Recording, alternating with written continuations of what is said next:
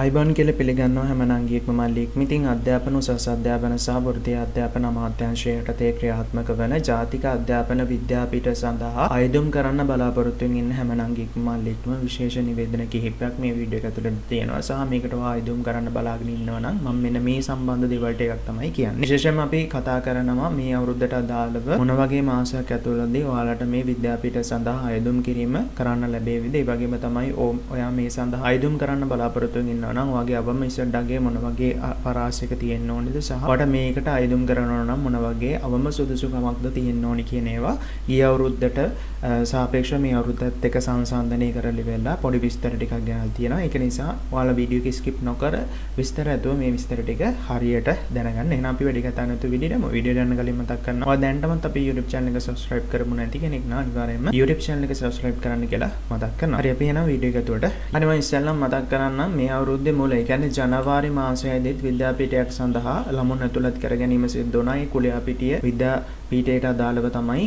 ඒ ළමුන් ඇතුළත් කර ගැනීම සිදු වුණේ. ඒක විෂයන් තුනක් යටතේදී ළමුන් බඳවා ගැනීම සිදු වුණා. ඒකෙදී ඉංජිනේරින් ටෙක්නොලොජි එක සහ බයෝසිස්ටම් ටෙක්නොලොජි සහ ඉන්ෆර්මේෂන් කමියුනිකේෂන් ටෙක්නොලොජි එහෙම නැත්නම් අපි ICT කියන සබ්ජෙක්ට් එකට මෙන්න මේ කියන විෂයන් තුනට කුලියාපිටිය විද්‍යාපීඨය සඳහා ළමුන් ඇතුළත් කර ගැනීම සිදු වුණා.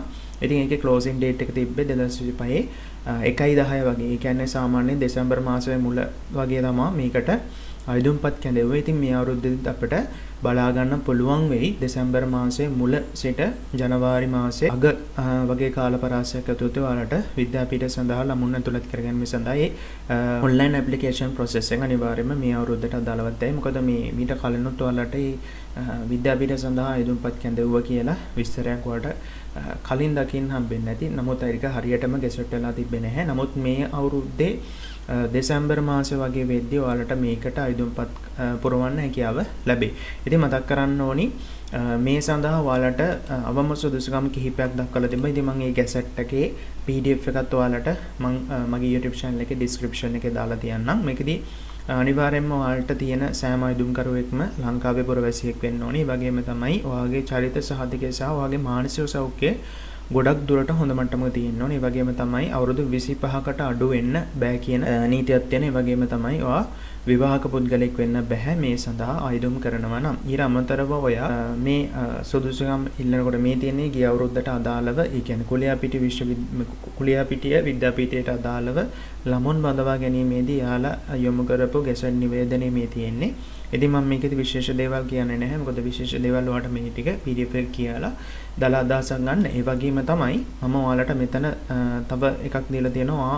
මේ ඉදිරියේදී යන දෙසැම්බර් මාසයේ වගේ වෙයි. ඔයාලා ඕපන් කරද්දී ඒ ඇප්ලිකේෂන් ඕපන් කරද්දී ඔයා ගිය අවුරුද්දේ තියෙන ඉසෙඩ් අගයන් පොඩ පරිශීලනය කරලා ඔයාලා කැමති සබ්ජෙක්ට් එක ඉල්ලද්දී ඒ සබ්ජෙක්ට් එක අදාළව මොන වගේ ඉසෙඩ් අගයකින්ද ලබාගත්තේ කියන එක මම උදාහරණයක් විදිහට මෙතනින් ගන්න. කමියුනිකේෂන් ටෙක්නොලොජි කියන ඒකට ඉන්ටර්විව් එකට කතා කරපු ළමයින්ගේ ඉසෙඩ් අගය චුට්ටක් ඔයාලට පෙන්නන්නම්.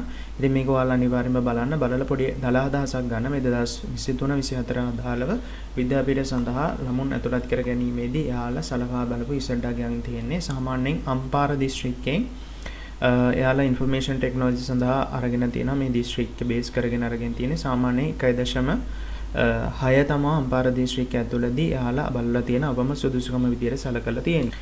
ඊට අමතරව මම පල්ලෙහාටම චුට්ටක් එන්නම්. පල්ලෙහාටම ආවට පස්සේ මාතර දිස්ත්‍රික්කය ගත්තට පස්සේ 1.2 වගේ අගයකට ගිහිලා දෙනවා. අවම අගය ගිහිලා දෙනවා 1.2 වගේ අගයකට අවිල්ලා තියෙනවා. ඉතින් ඔයාලට මේ ඉන්ෆර්මේෂන් කමියුනිකේෂන් ටෙක්නොලොජි වලට අදාළ තමයි මේ අගය තියෙන්නේ. ඊට අමතරව අපි තව එක සබ්ජෙක්ට් එකක් බලමු. එඩියුකේෂන් සිංහල ගන්නම්. ඒකේ අවමග්ගේ අම්පාර දිස්ත්‍රික්කනොත් 1.6ක් වගේ අගයක් දීලා තියෙනවා. ඒ වගේම තමයි අම්පාර දිස්ත්‍රික්කයේ අවමග්ගේ ගිහිලා තියෙනවා ඍණ 0.018 කියන අවමග්ගේ ගිහිලා තියෙනවා. ඊට අමතරව ඔයාලගේ දිස්ත්‍රික්කයට අදාළවත් බලන්න පුළුවන්. දැන් හම්බන්තොට දිස්ත්‍රික්කයට අදාළව ගත්තොත් එimhe හම්බන්තොට අවමග්ගයක් විදිහට 0.4 ගිහිලා තියෙනවා. ඉතින් ඔයාගේ ඉසෙඩ් අගයත් මේකත් එක්ක සංසන්දනය කරලා ඔයාට එයි කියන සහ ඔයා කැමැත්තෙන් ඉන්න සබ්ජෙක්ට් එක දාලා බලන්න. මොකද මේ අවුරුද්දේ ගොඩක් දුරට වෙනස් වෙයි. ඒ ගැන හිතන්න එපා. ගිය අවුරුද්දේ එක සසඳ බලන්න එපා. මම කියන්නේ මේ ගිය අවුරුද්දේ ආපු එයාලට ඉන්ටර්විව් කෝල් කරපු ලිස්ට් එක තමයි මේ තියෙන්නේ. ඉතින් මේ ලිස්ට් එකෙන් ඔයාලට පොඩි තලා අදහසක් ගන්න පුළුවන්.